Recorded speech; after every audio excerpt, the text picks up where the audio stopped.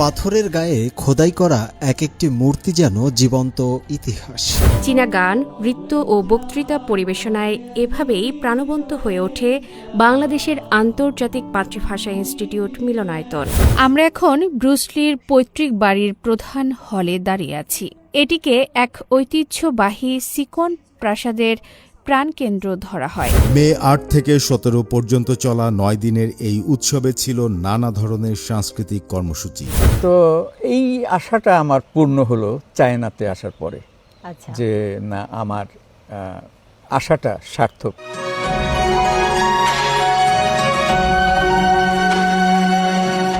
হাজার বছরের প্রাচীন ইতিহাস, ঐতিহ্য আর এক বৈচিত্র্যময় সংস্কৃতি, এর সঙ্গে মিলেমিশে গেছে আধুনিকতা। প্রযুক্তির উৎকর্ষতার কথা সে তো বলাই বাহুল্য, আর এত কিছুকে ধারণ করে আছে এক অপরূপ নৈসর্গ। প্রিয় দর্শক, বলছি চীনের কথা। দ্য গ্রেট ওয়াল শো নিয়ে আপনাদের সামনে হাজির হয়েছে আমি সাকিব সিকান্দার। জানবো চীনের সংস্কৃতির নানা খবর।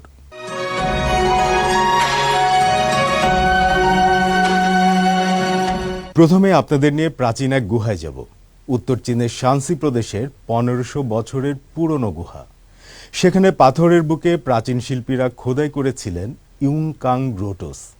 তুলে ধরেছিলেন বুদ্ধের প্রশান্তি আর মহাকালের গল্প। কিন্তু সময় গড়িয়েছে, প্রকৃতিও রুক্ষ। বেলে পাথরের সেই কারুকাজগুলো আজ কিছুটা মলিন হয়েছে।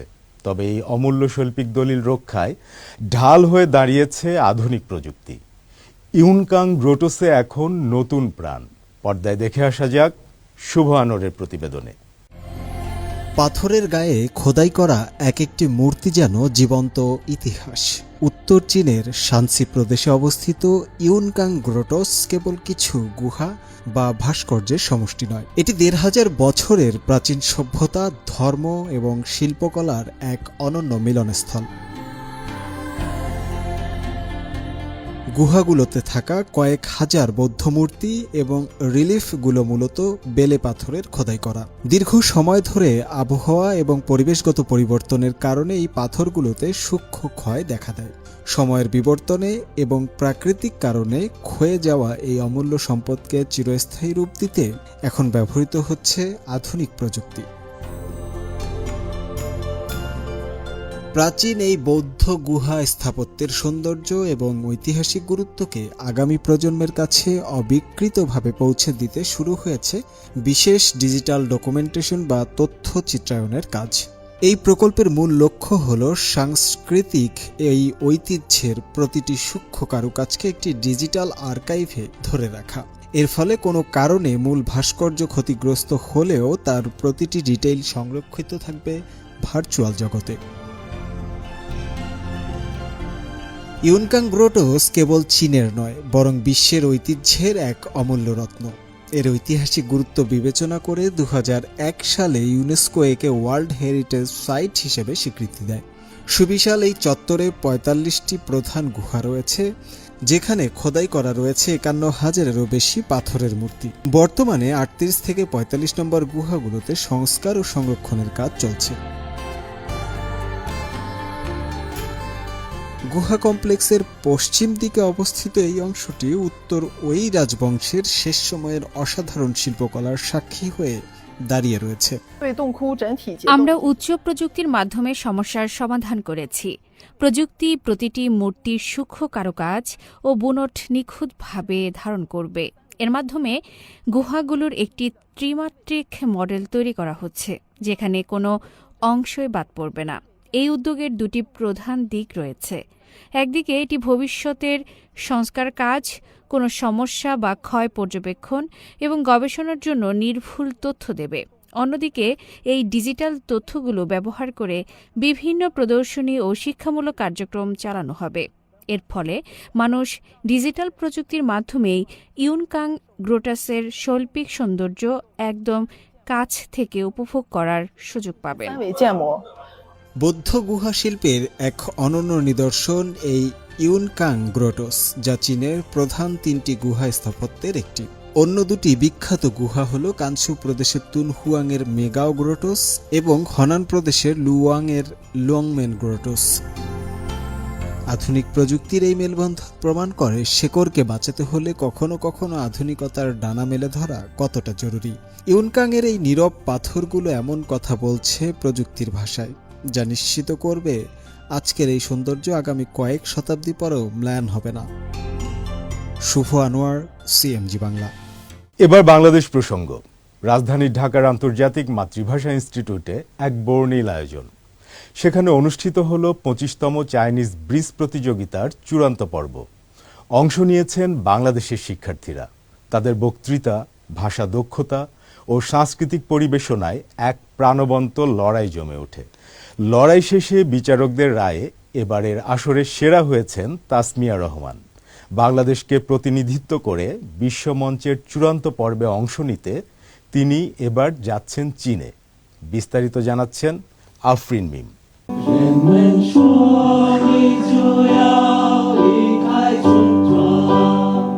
চীনা গান, নৃত্য ও বক্তৃতা পরিবেশনায় এভাবেই প্রাণবন্ত হয়ে ওঠে বাংলাদেশের আন্তর্জাতিক মাতৃভাষা ইনস্টিটিউট মিলনায়তন। লাল সোনালী সাজে তৈরি হয় উৎসবমুখর পরিবেশ। সে আয়োজনে বাংলাদেশি শিক্ষার্থীদের অংশগ্রহণে অনুষ্ঠিত হয় 25তম চাইনিজ ব্রিজ চীনা ভাষা দক্ষতা প্রতিযোগিতার চূড়ান্ত পর্ব। বক্তৃতা আর প্রতিভা প্রদর্শনের 2 রাউন্ডের এই লড়াইয়ে মেধার সাক্ষ্য রাখেন 11 জন প্রতিযোগী। সাবলীল চীনা উচ্চারণে কেউ শোনালেন 2 দেশের বন্ধুত্বের গল্প, কেউ আবার নজর কাড়লেন ঐতিহ্যবাহী পারফরম্যান্সে। চীনের শিক্ষা মন্ত্রণালয়ের centre for language education and কোঅপারেশনের সহযোগিতায় ঢাকার চীনা দূতাবাস এই অনুষ্ঠানের আয়োজন করে। এবারে মূল আয়োজক হিসেবে দায়িত্ব পালন করে ঢাকা বিশ্ববিদ্যালয়ের কনফুসিয়াস ইনস্টিটিউট। এছাড়াও সহ আয়োজক হিসেবে যুক্ত ছিল আন্তর্জাতিক মাতৃভাষা ইনস্টিটিউট, নর্থ সাউথ বিশ্ববিদ্যালয়ের কনফুসিয়াস ইনস্টিটিউট এবং শান্ত মারিয়াম হংহ কনফুসিয়াস ক্লাসরুম। অনুষ্ঠানে প্রধান অতিথি হিসেবে উপস্থিত ছিলেন বাংলাদেশে নিযুক্ত চীনের রাষ্ট্রদূত ইয়াও ওয়েন। বিশেষ অতিথি হিসেবে আরও উপস্থিত ছিলেন আন্তর্জাতিক মাতৃভাষা ইনস্টিটিউটের পরিচালক অধ্যাপক ডক্টর মোহাম্মদ আসাদুজ্জামান এবং চীনা দূতাবাসের কালচারাল কাউন্সিলর লি শাওফেং। এছাড়াও বিভিন্ন কনফুসিয়াস ইনস্টিটিউটের শিক্ষক ও শিক্ষার্থীরা এই আয়োজনে অংশ নেন। প্রতিযোগিতার শেষে আসে সেই মাহেন্দ্রক্ষণ। হাড্ডাহাড্ডি লড়াই শেষে বিচারকদের রায়ে 25তম আসরের শিরোপা জিতে নেন তাসমিয়া রহমান। প্রথম রানার আপের গৌরব অর্জন করেন আমিনাতুন তায়েবা এবং দ্বিতীয় রানার আপ হন আদুন রেজওয়ান নাইম। আমি খুবই আনন্দিত। একটা মাস হচ্ছে আমাদের এত পরিশ্রম করা হয়েছিল, তো এই পরিশ্রমের ফলাফলটা অবশেষে পেয়েছি এবং আমি লাউসাদের প্রতি খুবই কৃতজ্ঞ যে তাদের সাপোর্ট না থাকলে এতদূর পর্যন্ত আসতে পারতাম না। ভালোই লাগছে, কিন্তু একটু খারাপ লাগছে যে আমার এবং চ্যাম্পিয়নের মার্কসের পার্থক্য 0.2, এটা একটু খারাপ লেগেছে, বাট ওভারঅল ওকে। অনুষ্ঠানে রাষ্ট্রদূত ইয়াওয়েন বলেন, ভাষা কেবল বুলি নয়, বরং এটি 2 দেশের মানুষের হৃদয়ের সেতুবন্ধন। বর্তমান বিশ্বে বিভাজন, সাংস্কৃতিক দূরত্ব ও ভুল বোঝাবুঝির চ্যালেঞ্জ মোকাবিলায় ভাষা শিক্ষা গুরুত্বপূর্ণ ভূমিকা রাখতে পারে। তরুণরাই আগামী বিশ্বের নির্মাতা। ভাষার মাধ্যমে পারস্পরিক শ্রদ্ধা, বোঝাপড়া ও বন্ধুত্ব গড়ে তুলে তারা আরও সুন্দর ও উজ্জ্বল ভবিষ্যৎ নির্মাণ করতে পারে। বর্তমানে বিশ্বের 180টিরও বেশি দেশে চীনা ভাষা শিক্ষা কার্যক্রম চালু রয়েছে এবং 80টিরও বেশি দেশ তাদের জাতীয় শিক্ষাক্রমে চীনা ভাষাকে অন্তর্ভুক্ত করেছে। বিশ্বজুড়ে প্রায় 20 কোটি মানুষ চীনা ভাষা শিখছেন বা ব্যবহার করছেন, যাদের বড় একটি অংশ তরুণ প্রজন্ম। আজকের প্রতিযোগীরা শুধু বিজয়ের জন্য প্রতিদ্বন্দ্বিতা করছে না, তারা 2 দেশের মধ্যে ভাষা, সংস্কৃতি ও বন্ধুত্বের এক শক্তিশালী সেতুবন্ধন গড়ে তুলছে। সাংস্কৃতিক বিনিময়ের এই গুরুত্ব উঠে আসে আন্তর্জাতিক মাতৃভাষা ইনস্টিটিউটের পরিচালক অধ্যাপক ডক্টর মোহাম্মদ আসাদুজ্জামানের বক্তৃতায়ও। ভাষা ও সাংস্কৃতিক বিনিময়ের মাধ্যমে বাংলাদেশ ও চীনের দীর্ঘদিনের পারস্পরিক শ্রদ্ধা ও সহযোগিতার সম্পর্ক ভবিষ্যতে আরও শক্তিশালী হবে। আজকের অংশগ্রহণকারীরা কেবল একটি ভাষা প্রতিযোগিতায় অংশ নিচ্ছে না, বরং তারা প্রত্যেকেই এক একজন তরুণ সাংস্কৃতিক। তাদের মেধা ও পরিশ্রমের মাধ্যমে আন্তর্জাতিক সাংস্কৃতিক ও শিক্ষামূলক সহযোগিতার উজ্জ্বল ভবিষ্যৎ পরিলক্ষিত হচ্ছে। বিজয়ী তাসমিয়ার সামনে এখন নতুন চ্যালেঞ্জ। লাল সবুজের প্রতিনিধি হয়ে তিনি পাড়ি জমাবেন চীনে, লড়বেন বিশ্বমঞ্চের চূড়ান্ত লড়াইয়ে। আফরিন মিম, সিএমজি বাংলা। মার্শাল আর্ট জগতের এক কিংবদন্তি, আজও তিনি তার ক্যারিয়ারের শ্রেষ্ঠ সময়ের মতোই সমান জনপ্রিয়। তিনি যুগে যুগে মার্শাল আর্টিস্টদের কাছে নমস্য এক মহাগুরু। তিনি ব্রুস লি। দক্ষিণ চীনের কোয়াংতংয়ে তার শিকড়। ধীরে ধীরে নিজেকে মেলে ধরতে শুরু করেন, একসময় কাঁপিয়ে দেন গোটা বিশ্ব। তাকে আপনারা সবাই চেনেন, তার সম্পর্কে অনেক কিছুই জানেন। চলুন এবার এই মহাতারকার পৈতৃক ভিটা থেকে ঘুরে আসি। ব্রুস লি কেবল মার্শাল আর্টের কিংবদন্তি নন, তিনি ছিলেন উদ্ভাবক। দক্ষিণ চীনের কোয়াংতং প্রদেশে তার শিকড়। সেখান থেকে শুরু করে আত্মরক্ষার কলাকৌশলের প্রতি বৈপ্লবিক দৃষ্টিভঙ্গি এনেছিলেন তিনি। এর সঙ্গে যোগ করেছেন ঐতিহ্য আর ব্যক্তিগত দর্শন। তিনি দেখিয়ে দিয়েছেন এসবের সমন্বয়ে এক অনন্য সৃষ্টির জন্ম হতে পারে, যার নাম চিত খুন তো। এই অনবদ্য সৃষ্টির নেপথ্যের গল্প জানতে যেতে হবে কোয়াংচোয়ে তার পৈতৃক বাড়িতে। আমরা এখন ব্রুস লির পৈতৃক বাড়ির প্রধান হলে দাঁড়িয়ে আছি। এটিকে এক ঐতিহ্যবাহী সিকন প্রাসাদের প্রাণকেন্দ্র ধরা হয়। উপরের ফলকে লেখা রয়েছে অপেরা ও মার্শাল আর্টের পরিবার, যা ব্রুস লির বাবা লি হই ছুয়েনের গোটা জীবনের সাধনার সাক্ষী হয়ে দাঁড়িয়ে আছে। লি হই ছুয়েন ছিলেন একজন ক্যান্টোনিজ অপেরা গুরু। তিনি থাই ছিতেও ছিলেন দক্ষ। ব্রুস লি 7 বছর বয়সে বাবার কাছ থেকে থাই ছি শেখা শুরু করেন। 13 বছর বয়সে তিনি ইফ ম্যানের ছাত্র বনে যান এবং উ ইং ছুনে দীক্ষা নেওয়া শুরু করেন। তখন তিনি কৈশোরে প্রবেশ করেছেন এবং কিছুটা বিদ্রোহীও হয়ে উঠেছিলেন। তার মনে হয়েছিল থাই ছি খুবই কোমল এবং এটি তার মনের খোরাক জোগাতে পারছিল না। উইংছুনের মূল দর্শন সম্পর্কে কোয়াংচৌ শহরের ছেন ধারার উইংছুনের উত্তরসূরি ছেন চাওওয়ে ব্যাখ্যা করেন কিভাবে এই মার্শাল আর্টের অভিজ্ঞতা ব্রুস লিকে জিত খুন তো সৃষ্টিতে প্রভাবিত করেছিল। আসলে উইংছুনে 12টি রূপ ও 8টি নীতি রয়েছে। ব্রুস লি জিত ধারণাটি গ্রহণ করেছিলেন, যার অর্থ প্রতিরোধ বা মাঝপথে থামিয়ে দেওয়া, এবং এটিকে আরও বিকশিত করেন তিনি। উইংছুনে এর অর্থ হল প্রতিপক্ষ আক্রমণ করলে আপনি সরাসরি তার মুখোমুখি হবেন, মাঝপথে তার আঘাত থামিয়ে দেবেন এবং সঙ্গে সঙ্গে পাল্টা আক্রমণ করবেন। এটি চীনা ইন ইয়াং তত্ত্বের ভারসাম্য দর্শনের সঙ্গে সামঞ্জস্যপূর্ণ।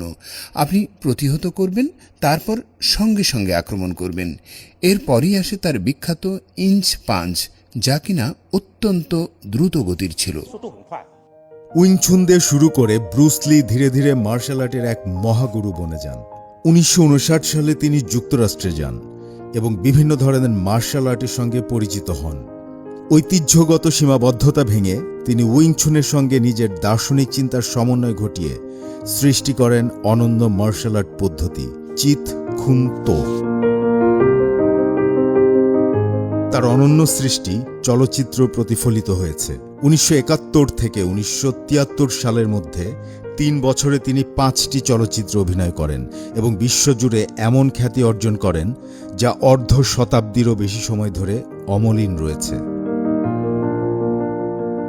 সাকিব সিকান্দার, সিএমজি বাংলা। ছবিতে ফুটে উঠছে কবিতা কিংবা আবৃত্তি ফুটিয়ে তুলছে ছবি। অ্যাডোনিস ইজ অ্যান ওসমান্থাস ট্রি কিংবা বিখ্যাত চীনা কবিতা টু দ্য ওক ট্রি, সব কিছুই অনবদ্য। বলছিলাম আন্তর্জাতিক যুব কবিতা উৎসবের কথা। কোয়াংতংয়ে অনুষ্ঠিত হল আন্তর্জাতিক যুব কবিতা উৎসব। এবারের আন্তর্জাতিক যুব কবিতা উৎসবের চীন আরব রাষ্ট্র পর্বটি অনুষ্ঠিত হয়েছে। গত শনিবার দক্ষিণ চীনের কোয়াংতং প্রদেশের কোয়াংচৌ শহরে এর উদ্বোধন হয়। এতে চীন ও 13টি আরব দেশের শতাধিক কবি, লেখক ও গবেষক অংশ নেন। তারা সাহিত্য বিনিময় ও সাংস্কৃতিক সম্পর্ক জোরদারে গুরুত্বারোপ করেন। উৎসবটি ইতোমধ্যে তরুণ আন্তর্জাতিক লেখকদের মধ্যে সংলাপ ও বিভিন্ন সভ্যতা বিনিময়ে এক প্রভাবশালী মঞ্চে পরিণত হয়েছে। মে ৮ থেকে ১৭ পর্যন্ত চলা ৯ দিনের এই উৎসবে ছিল নানা ধরনের সাংস্কৃতিক কর্মসূচি। উদ্বোধনী অনুষ্ঠানে চীনা ও আরব কবিরা যৌথভাবে বিভিন্ন পরিবেশনা উপস্থাপন করেন। এর মধ্যে ছিল লোকসঙ্গীত সুসময়ের বন্দনা, অ্যাডোনিস ইজ অ্যান ওসমান্থাস ট্রি শিরোনামের চিত্রভিত্তিক কবিতা পরিবেশনা এবং বিখ্যাত চীনা কবিতা টু দ্য ওক ট্রির আবৃত্তি। উদ্বোধনী অনুষ্ঠানের বাইরে অংশগ্রহণকারীরা কোয়াংতং সাহিত্য জাদুঘর সহ বিভিন্ন সাংস্কৃতিক স্থাপনা পরিদর্শন করেন। সেখানে তারা বিমূর্ত সাংস্কৃতিক ঐতিহ্য ও লিংনান সংস্কৃতির বৈশিষ্ট্য সম্পর্কে অভিজ্ঞতা নেন। এ আয়োজনের গুরুত্বের কথা তুলে ধরেন বেইজিং ফরেন স্টাডিজ বিশ্ববিদ্যালয়ের অধ্যাপক শুয়ে ছিং কুয়ো। প্রাচীনকাল থেকেই কোয়াংচৌ চীন ও আরব দেশগুলোর মধ্যে বন্ধুত্বপূর্ণ বিনিময়ের কেন্দ্র হিসেবে পরিচিত। এটি শুধু অর্থনৈতিক ও বাণিজ্যিক কর্মকাণ্ডের জন্য নয়, সাহিত্য ও সংস্কৃতিতেও বহু সাফল্যের জন্য সুপরিচিত। বিভিন্ন সভ্যতার মধ্যে পারস্পরিক বোঝাপড়া ও শিক্ষার প্রসারে এবং জনগণের মধ্যে সম্পর্ক জোরদারে শহরটি গুরুত্বপূর্ণ ভূমিকা পালন করেছে। পরের দিনগুলোতে কবিরা চীনের ৩টি শহর সফর করেন। তারা কোয়াংচৌ, শেনচেন ও বেইজিংয়ে কবিতা পাঠ, একাডেমিক সংলাপ এবং অন্যান্য সাংস্কৃতিক বিনিময় কর্মসূচিতে অংশ নেন। এই সফরসূচির লক্ষ্য হল অংশগ্রহণকারীদের সামনে চীনা আধুনিকায়নের প্রাণবন্ত বাস্তবতা ও গতিশীল অগ্রযাত্রা তুলে ধরা। চীনা লেখক অ্যাসোসিয়েশন ২০২৪ সালে আন্তর্জাতিক যুব কবিতা উৎসব চালু করে। এটি ইতোমধ্যে আন্তর্জাতিক সাহিত্য বিনিময়ের এক গুরুত্বপূর্ণ প্ল্যাটফর্মের প্রতিষ্ঠা পেয়েছে। এর আগের সফল আয়োজনগুলোর মধ্যে ব্রিক্স ও লাতিন আমেরিকার দেশগুলোকে কেন্দ্র করে বিশেষ পর্ব অনুষ্ঠিত হয়েছিল। সাকিব সিকান্দার, সিএমজি বাংলা। এবার এক বিশিষ্টজনের বিশেষ সফরের খবর। বাংলাদেশের ২১ পদকপ্রাপ্ত ও দেশ বরেণ্য শিল্পী প্রফেসর আব্দুস সাত্তার সম্প্রতি চীন সফর করেছেন। ঢাকা বিশ্ববিদ্যালয়ের এই অধ্যাপকের সাক্ষাৎকার নিয়েছেন সিএমজি বাংলা বেইজিং অফিসের সাংবাদিক ফেইফেই শিখা। এর আগে আমি একবার হংকং গিয়েছিলাম। আচ্ছা, হংকং তখন ব্রিটিশদের আন্ডারে, অনেক বছর আগে। তো সেইখান থেকে কিছুটা অনুভব করেছিলাম যে চীন দেশ কীরকম হতে পারে, কিন্তু ওইটা দেখে পুরোটা বোঝা যায় না। আমি এসে দেখলাম সত্যি মানে অপূর্ব সুন্দর, মিলে যাচ্ছে। কেন উনি বললেন পৃথিবীতে এত দেশ থাকতে উনি কেন বললেন চীনে যাও? হ্যাঁ, চীন তো নিশ্চয়ই সাংঘাতিক সুন্দর এবং সিভিলাইজড কান্ট্রি, প্রাচীন যুগ থেকে। এই যে আমরা আজকে সিরামিক পটারি উদ্বোধন করলাম, এটা তো 20,000 বছর আগের থেকে শুরু। এটা মিং রাজবংশ, টাং রাজবংশ, হ্যাঁ, দীর্ঘ ইতিহাস আছে। তো এইগুলি আমরা তো পড়ে জেনেছি না, পড়লে আর দেখলে যে বুঝি আমরা আকাশ পাতাল তফাৎ। পড়ে বোঝা যায় না, না দেখলে কি। এই যে সুন্দর সুন্দর একটা গ্রাম, তো আসলে এটা খুব ছোট এবং সাধারণ একটি গ্রাম, কিন্তু কত সুন্দর, ছিমছাম, পরিষ্কার পরিচ্ছন্ন। ইসলাম পরিচ্ছন্ন পছন্দ করে, কিন্তু এই চায়নার সব কিছু কিন্তু মেনটেন করছে। কি সুন্দর দেশ। হ্যাঁ, তো এই আশাটা আমার পূর্ণ হলো চায়নাতে আসার পরে, যে না, আমার আশাটা সার্থক। এবং আমি আমার অনুভূতি দেশে ফিরে পত্রিকায় লিখব এবং একটা বই প্রকাশ করব। আমাদের দেশে এশিয়ান চারুকলা প্রদর্শনীর একটা ব্যবস্থা আছে, এশিয়ার সমস্ত দেশ অংশগ্রহণ করে। এইটা শুরু হয়েছে 1981 সাল থেকে। শহীদ প্রেসিডেন্ট জিয়াউর রহমান উদ্বোধন করেছিলেন এবং এইটা অ্যারেঞ্জমেন্টও উনিই করেছেন। সেই প্রদর্শনীতে চায়না থেকে যারা অংশগ্রহণ করেছেন শিল্পীরা, সবার ছবি বিশাল বিশাল সুন্দর landscape painting. All of the artists paint landscape. কিন্তু কিছু বছর পরে দেখলাম আবার যারা ছবি পাঠালেন একেবারে আধুনিক। সো এই যে পার্থক্য, ট্র্যাডিশনাল থেকে উন্নয়ন, এইটা শুধু পেইন্টিং না, চায়নার সব ক্ষেত্রে আছে। এই যে গ্রাম যে আমরা দেখছি না, আমার তো গ্রাম মনে হচ্ছে না, আচ্ছা। এইটাও মনে হচ্ছে উন্নত শহর। আমার মনে হয় বাংলাদেশে আমরা যেমন আসলাম, আরও লোক যদি আসে হ্যাঁ। তাহলে এরা বুঝবে প্রাচীন ঐতিহ্যের কতটা মূল্য। সেইটা শিল্পীরা যেমন অনুভব করবে, সাধারণ মানুষও অনুভব করবে, যেগুলো দরকার। এই যে আমি গ্রামে এসে দেখছি সর্বত্র প্রাচীন ঐতিহ্য সংরক্ষিত করা আছে, দেখে এত ভালো লাগছে। আধুনিকতার ছোঁয়া থাকলেও এই যে চীনের যে ঐতিহ্য, চীনের যে নিজস্বতা, এইটা কিন্তু হারায় যায় নাই, সবখানে আছে। এই ঐতিহ্যের গুরুত্ব অপরিসীম, এইটা অবশ্যই সংরক্ষণ করতে হবে আমাদের নিজের জন্য। পরবর্তী পর্যায়ে যারা জন্মাবে, আসবে, তারা জানবে আমাদের অতীত কেমন ছিল, আমরা কেমন ছিলাম, তারা কেমন হবে। খুব জরুরি এইটা চীনে না আসলে, এইটা যে গুরুত্বপূর্ণ এই ঐতিহ্য সংরক্ষণ করা, এইটা আমরা জানব না। এখানে এসে বেশি করে জানলাম যে এটা গুরুত্ব কতটা। আমরা বলি না হেভেন, স্বর্গ, স্বর্গ হ্যাঁ, কেমন আমরা জানি না, কিন্তু একটা বর্ণনা আছে সেখানে। পিসফুল পরিবেশ, শান্তিপূর্ণ পরিবেশ, কোনো ঝামেলা নাই, ঝামেলামুক্ত পরিবেশ। হ্যাঁ, এই যে অনেক কিছু আমরা জানি না, এইখানে এসে আমার মনে হচ্ছে এইটা একটা বেহেশতের মতো জায়গা। চীন এত সুন্দর, এই যে সাধারণ জনগণ এত সুন্দর, কোনো সমস্যা নাই। যেমন ধরো আমেরিকা তো অনেক উন্নত দেশ না, কিন্তু তাদের তো অনেক সমস্যা আছে। তারা হোল ওয়ার্ল্ডকে ম্যাসাকার করে ফেলতেছে, যুদ্ধ করছে। তো এইটা তো শান্তির বিষয় না, তাই না?